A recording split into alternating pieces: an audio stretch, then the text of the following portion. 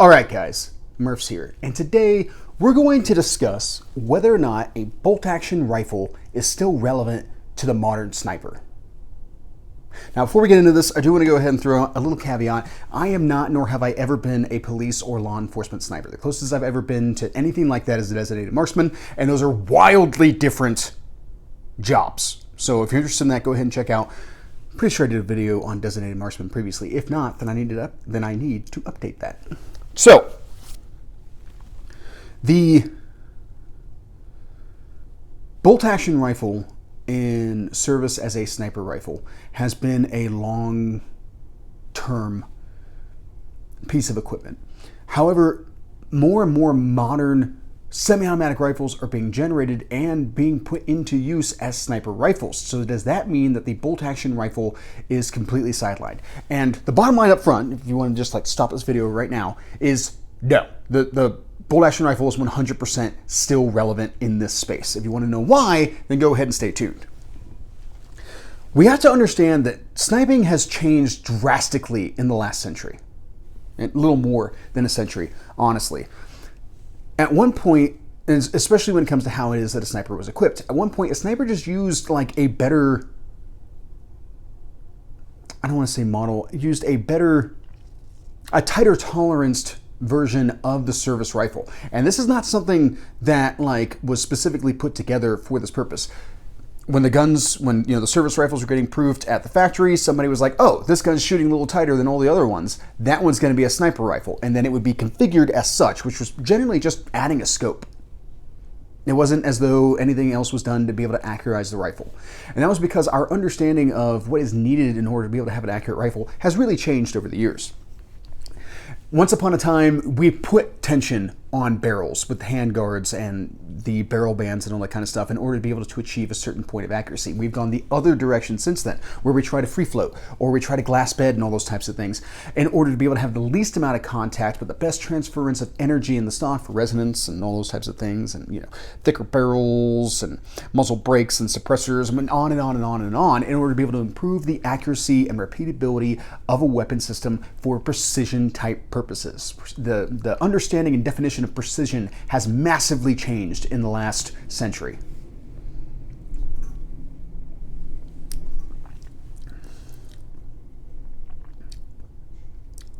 Yeah, that's good. So, with that being the case, we have to kind of amend our understanding of where we came from and how it is that we got to where we are. So taking like a Springfield 1903 A4 or an M1 Garand Charlie or Delta, especially since if I remember correctly, it was the Delta, M1 Garand Delta or D, that you could just take that kit and put it on any M1 Garand. It didn't even have to be the most accurate Garand that rolled off the production line that day. It just had to be accurate enough. Right, so we're talking about taking a minute of man rifle and then adding a scope and maybe cutting a couple of mils off of the accuracy, but still it's a minute of man gun. Long-time viewers of the channel know I'm no precision nut by any means. When it comes to a fighting rifle, minute of man is perfectly acceptable for me within the engagement envelope that I expect to be employing a fighting rifle. However, when you're talking about snipers who might be taking very long shots, minute of man does not work out nearly as well for them. World War II, Korea time frame, 200 yards, minute of man is perfectly fine. As we progressed in technology, as scopes got better, as we had a better understanding of what it took to be able to produce a accurized rifle by the time we get into Vietnam, where we start to see the Winchester Model 70 being used for a little while, and then the Remington Model 700 being fully adopted, we start being able to push that target envelope further because we managed to diminish the size of our groups in order to be able to increase the range that we could take on a shot on an opponent. The next limitation then became caliber, because the 308 has some very tangible limitations to how far it is that you can push it based on your skill level. Even with excellent skill, 1,000 yards with the 308's a pretty long poke. Especially when you're talking about prior to the 175s that we see in service today. The 175 grain projectiles, be that. That is what I'm talking about. Wow, that was really hard to say. That was one sip. Come on now. So, as we continue to progress as we continue to be able to build more and more advanced sniper rifles capable of higher and higher accuracy, we also advanced the envelope for the sniper to be able to engage. Now, one of the hard truths here is that no sniper should want to have to take a 1,000-yard shot on a target, because the most important thing here is actually eliminating the target. So if they can work in closer, they absolutely should. And if 1,000 yards is the closest that they can get based on terrain and timelines and other, to put it into military parlance, MET-TC conditions or considerations, then that is what requires them to be able to take that longer shot. They still need to be able to take long shots, but they should absolutely want to work in closer. Why would I want to take a 1,000-yard shot when I can close in and get a 200-yard shot and have a better ability to be able to eliminate that opponent? Wouldn't at that point, a less accurate rifle still be just as beneficial? Not when you're trying to accomplish a wide scale of tasks at that point. You do want something that is more precision-minded, but operational variables and considerations do have to be taken into account.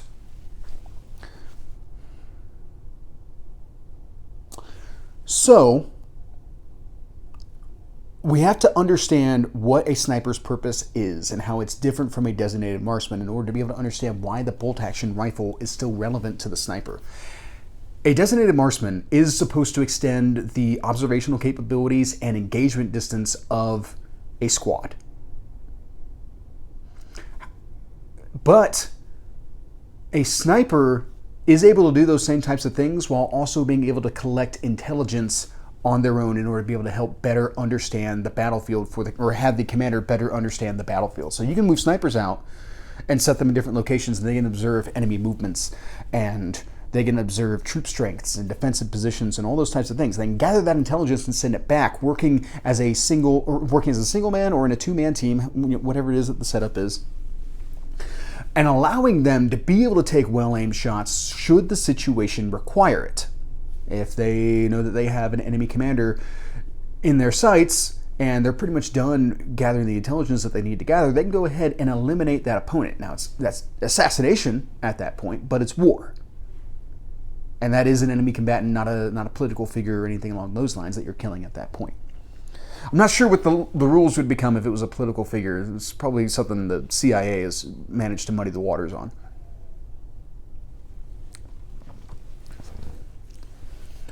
So, that's that intelligence gathering portion here is a really big difference between a sniper and a designated marksman. This is primarily talking about it in the light of the military. What about law enforcement? The sniper's role is not that different in law enforcement. The sniper is still supposed to gather critical intelligence about an opponent. The employment of a sniper is going to be very different. So a officer might tell a sniper like, hey, I need you to go to this ridge line over here and observe this area and tell me what it is that you find. Whereas a law enforcement sniper is going to be more of like hostage situation, barricaded criminal or something along those lines, where, hey, I need your observational capability in order to be able to determine where this guy is in the house, how many people are in the house, how many hostages does he have, how is he managing to contain the hostages, and those types of things. And then they might run into a situation where they have to take a shot, but they need like a lot of authorization and stuff like that in order to be able to take that shot. So does that make the accuracy demands between these two jobs, between the LE and the military sniper, any different? Absolutely not. You might be surprised to hear me say that. When we talk about the accuracy that these types of snipers need, it is below MOA. Most people out there will talk about all day long about how every rifle that's produced right now is 1 MOA. First off, that's a crock. A lot of those 1 MOA groups and stuff like that are like 3-shot groups. They're not the accepted like 10-round groups or anything along those lines. If you actually ran 10 rounds through a lot of these rifles that are being produced today, those groups would open way up. So keep that in mind right off the bat. When we're talking about dedicated precision rifles, they should not be as affected by heat and all that kind of stuff whenever it is that it comes to opening up groups. So a sniper rifle, a dedicated sniper rifle, really needs to be at the most half MOA in order to be able to turn a 1,200 meter shot into something that's achievable.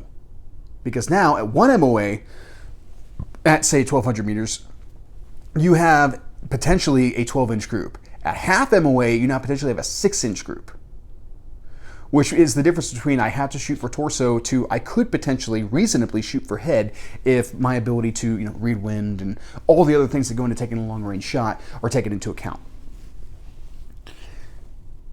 When you're talking about it on the LE side, where they're probably not taking 1,200 meter shots, they still need that high degree of accuracy because their shots are going to be a lot more like threading the needle. You might have a small amount of your hostage taker available to shoot, and you might be shooting around a hostage, the classic like Hollywood hostage taker shot, where you pass it right past the hostage's head and right into the head of the opponent and all those types of things. Those are very difficult shots to make and requires a high degree of accuracy, even if they're being taken at relatively short distances. The average LE sniper shot is like 60 yards. There was a case here recently where there was a shot that was far less than that, but I would not have wanted any less of that degree of accuracy because in this situation, this guy took a shot over like a bank teller's shoulder or something along those lines, firing through a slit in the glass at a hostage taker who was hiding his face behind that bank teller's head.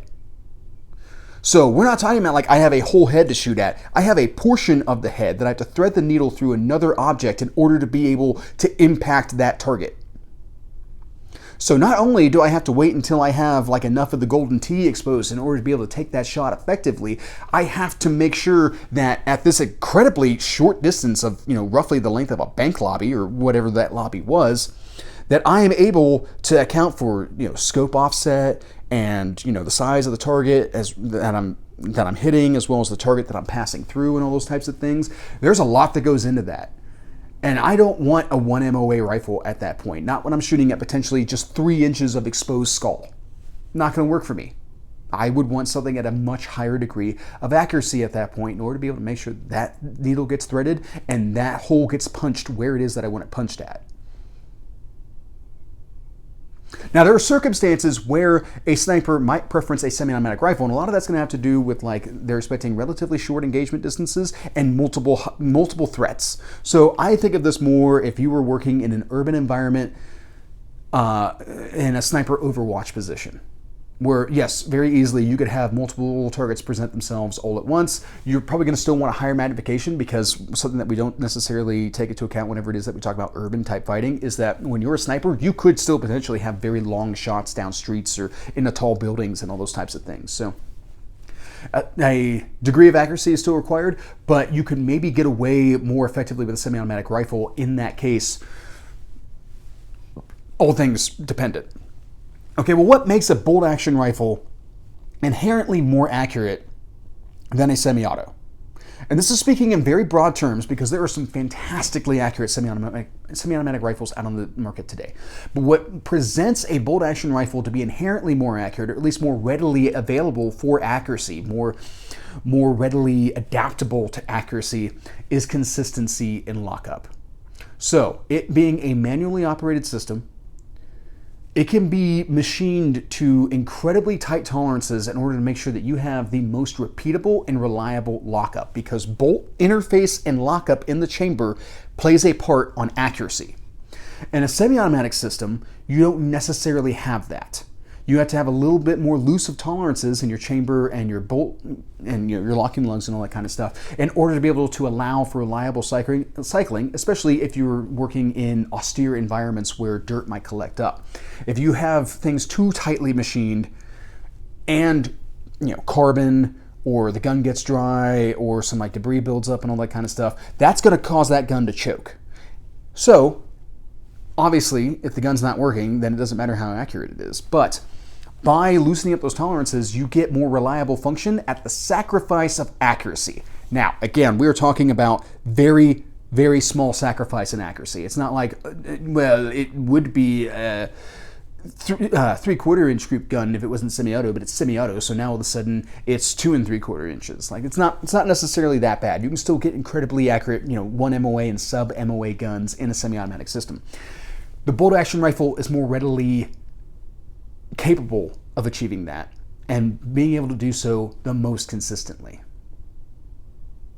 So those are things that you should take into account whenever it is that you're talking about these types of setups. So in this case, the bolt action rifle is 100% still relevant in today's space.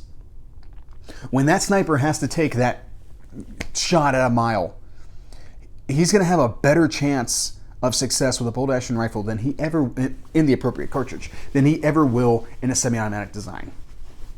Could it still be done? And has it been done? Absolutely, because also a lot of those, like the longest shots that we talk about, some of those like 2.5 miles and above shots were not necessarily first round impacts. That's another thing you kind of have to let go of.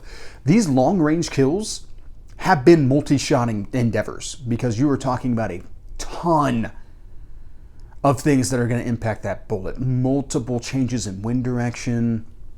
Anyone who played Call of Duty Modern Warfare knows exactly what it is I'm talking about. So you're basically experts at that point. The Coriolis effect, all that kind of stuff. All these things are going to potentially throw off that shot. So you're going to have to make adjustments and read the impacts and all those types of things in order to be able to make that hit. But there aren't a whole lot of people on the face of the earth that are taking 2.5 mile first round impact, cold bore shots on a target, regardless of what weapon system it is that they are using. There's still a certain amount of skill that plays into this. That's why we have sniper competitions, in order to be able to encourage people to develop those types of skills. All right, guys, I think I'm at a point where I've kind of been rambling. The whole video is kind of a rambling topic, if I'm being completely honest, but I enjoy talking about all aspects of firearms. So as much as I may not necessarily participate in a whole lot of like precision shooting, I don't have a range readily available for me to be able to do that, at least not one that I like. There's one that gets out fairly distant, like 500-600 meters, but I can't stand how it's run, so I really don't care to go there. And I don't have another long range nearby me in order to be able to indulge in that sport. Like I wouldn't mind picking up PRS just in order to be able to like kind of try out different aspects of the shooting sports, but it's just not readily accessible to me at this point, especially at not a range that I can go out and practice that type of thing. But I'm definitely rambling at this point. I hope you guys found this interesting. That's pretty much what I got. Have a good day.